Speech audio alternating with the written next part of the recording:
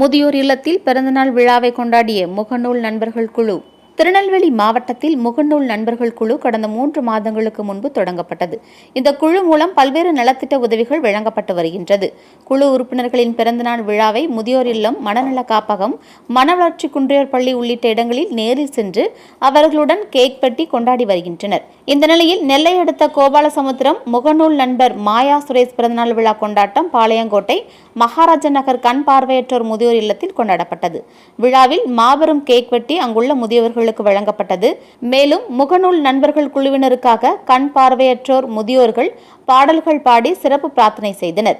இந்த நிகழ்ச்சியில் பாளையங்கோட்டை சமாதானபுரம் தொழிலதிபர் முருகப்பன், வழக்கறிஞர் பாளை ரமேஷ், கொண்டாநகரம் டேனியல் ஆசிர், பேட்டை பவுல் சவரிராஜ், நெல்லை பிரசாந்த், வழக்கறிஞர் இடையன்குளம் ஆனந்த், வழக்கறிஞர் தாளையுத்து வாழகுரு, முகநூல் நண்பர்கள் குழு தலைமை ஒருங்கிணைப்பாளர் நெல்லை டேவிட் உள்பட பலரும் கலந்து கொண்டனர்.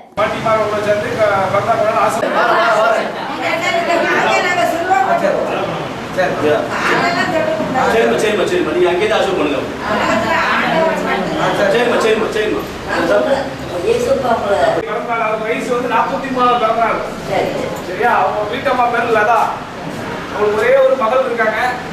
அந்த மகள் பேர் வந்து பொன் அபிநயா. அவங்க குடும்பத்தோட எல்லாத்துக்கும் சேர்ந்து வேண்டிக்கிடுங்க.